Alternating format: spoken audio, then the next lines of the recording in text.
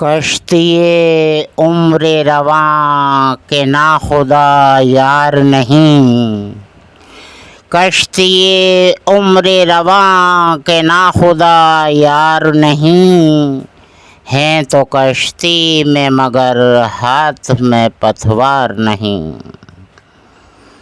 انما امرہ گر ہو جائے اس میں عزم، انما امرہ گر ہو جائے اس میں عزم، تو کن فیکون تو کبھی دشوار نہیں، کشتی عمر رواں کے ناخدا یار نہیں۔ نحمدہ ونصلی علی رسولہ الکریم، اما بعد، اعوذ باللہ من الشیطان الرجیم، بسم اللہ الرحمن الرحیم۔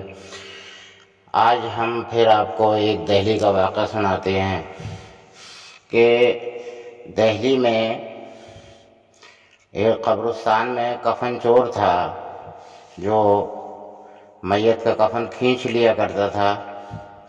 لہٰذا یہ ہے کہ ایک جوان عمر لڑکی کو معلوم یہ ہوا کہ وہ قبرستان میں جو ہے قبر کھودنے والا وہ لوگوں کا کفن چرا لیتا ہے، وہ مردوں کا کفن کھینچ لیتا ہے۔ لہٰذا اس نے اپنے کفن کے پیسے اس قبرستان کھدیا کے پاس میں پہنچا دیے کہ جب میرا انتقال ہو تو میرا کفن نہ کھینچے۔ لہٰذا ہوا یہ کہ آخر اس بچی کا کچھ وقفے کے بعد میں انتقال ہو گیا، کچھ عرصہ گزرا کہ انتقال ہو گیا۔ لہٰذا ہوا یہ کہ اب وہ کفن چور کہاں اپنی عادت سے باز آتا ہے، چور تو چوری ہوتا ہے، چور جائے چوری سے، ہیرا پھیری سے نہ جائے۔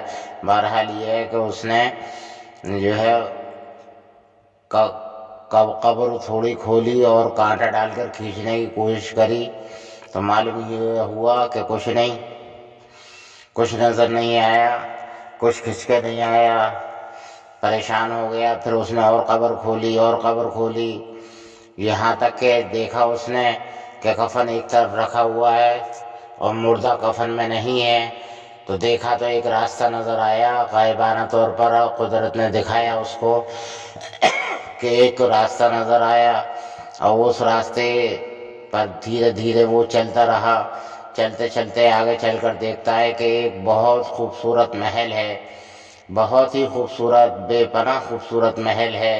اس محل میں داخل ہوا، اس محل میں داخل ہونے کے بعد میں دیکھتا ہے کہ وہی لڑکی جس کو کہ دفن کیا تھا، جو کفن بھی چھوڑ آئی تھی، تو وہ تخت پر بیٹھی ہوئی ہے، اور تخت بھی بہت خوبصورت ہے، اور اس کا لباس بھی لڑکی کا بہت خوبصورت ہے۔ اور اس نے کہا کہ تو نے یہاں تک میرا پیچھا کیا، یہاں تک تو آ گیا، میں نے تو اپنی موت سے پہلے ہی تجھے کفن کے پیسے پہنچا دیے تھے، پھر بھی تو باز نہیں آیا، اور پھر بھی میں قبر میں کفن چھوڑ آئی تیرے لیے، لیکن پھر بھی تو یہاں تک آ گیا۔ تو وہ بولا کہ ہاں میں یہاں تک آ گیا، لیکن یہ سمجھ میں نہیں آ رہا کہ یہ ماجرا کیا ہے کہ ایک سانپ جو ہے تیرے دانتوں کے بیچ میں پھن لگائے ہوئے ہے اور لٹکا ہوا ہے، یہ کیا ہے؟ کہا کہ یہ کیا ہے میں تجھے بتلاؤں کہ ایک مرتبہ میں کھانا کھا کر پڑوس میں چلی گئی، وہ زمانہ چھپروں کا بھی تھا، پرانی بات ہے بہت زمانہ، تو لہٰذا یہ ہے کہ میں پڑوس میں چلی گئی اور میں نے بغیر اجازت چھپر میں سے تنکا نکال کر، اور میں نے جو تھوڑا کچھ دانتوں میں اٹکا ہوا تھا اس کو نکال لیا ہے اس تنکے سے، تو لہٰذا یہ ہے کہ وہ تنکا سانپ کی شکل میں بن گیا اور یہ عذاب مجھ پر ہو رہا ہے۔ لہٰذا یہ ہے کہ باقی سب کچھ بہتر ہے، لیکن ایک غلطی میری، دیکھ تنکا بغیر اجازت لینے کی غلطی یہ ہے کہ یہ عذاب مجھ پر پتہ نہیں کب تک ہوتا رہے گا۔ لہٰذا وہ کفن چور بے ہوش ہو گیا، اور جب آنکھ کھلی کافی ٹائم کے بعد میں تو اس نے اپنے آپ کو ایک ویرانے میں پایا کہ بہت ہی ویرانی جگہ تھی، اور وہاں سے چلتا ہوا وہ آیا اور اس نے توبہ اللہ کی، لہذا وہ صحیح ایمان پر مقرر ہو گیا۔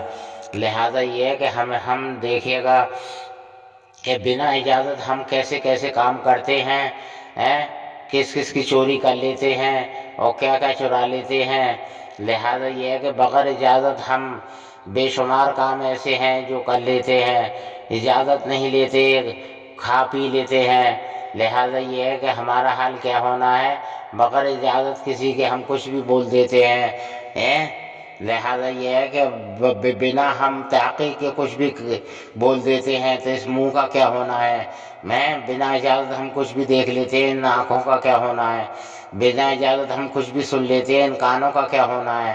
کسی بھی چیز کا تقویٰ ہمارے پاس نہیں ہے، تو لہٰذا ہمارا حشر کیا ہونا ہے، ذرا ہم سوچ لیں، ذرا ہم اس بات سے غور کر لیں کہ ایک ادنا تنکا چھپر میں سے نکال کر اس نے دانت خرید لیا تو اس کو یہ سزا ملی۔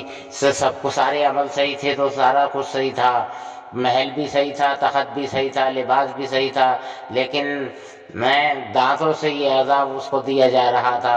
لہذا یہ ہے کہ ہم اپنے اوپر یہ سب کچھ سوچیں کہ ہم کیا کیا کرتے ہیں، جو منہ میں آیا کہہ دیا، جس کے لیے آیا کہہ دیا، جیسا چاہا بول دیا، جیسا چاہا سن لیا، جیسا چاہا کھا لیا، جیسا چاہا پی لیا، جیسا چاہا چرا لیا۔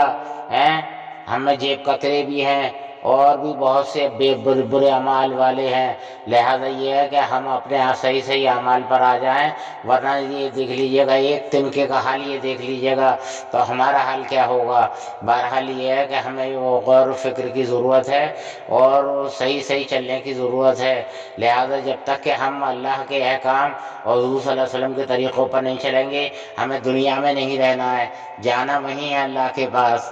حضور صلی اللہ علیہ وسلم سے روز محشر میں ملاقات ہونی ہے، ہم انسانی شکل میں پہنچ جائیں گے تو آپ ہماری مغفرت کے لیے اللہ تعالیٰ سے گزارش کر دیں گے، اور اگر ہم انسانی شکل میں نہیں پہنچے، برے کام کر کے جانوروں کی شکلیں بناتے رہے، ہمیں فیض ہو نہ ہو، ہم جو ہے بچھو کے طریقے سے ڈنک مارتے رہے، ہمیں فیض ہو نہ ہو، ہم سانپ کے طریقے سے پھسکاریاں مارتے رہے اور ڈنک مارتے رہے اور کاٹتے رہے، لہذا ہمیں فیض ہو نہ ہو، کتے کے طریقے سے بھونجتے رہے اور کاٹتے رہے، لہذا ہے یہ کہ ہمارا حشر کیا ہونا ہے۔ ہم اگر انسانی شکل میں نہیں پہنچیں گے تو ہمارا کیا حال ہوگا۔ وآخر دعوانا الحمدللہ رب العالمین۔ تمام سوچ سمجھ کر عمل کرنے چاہیے۔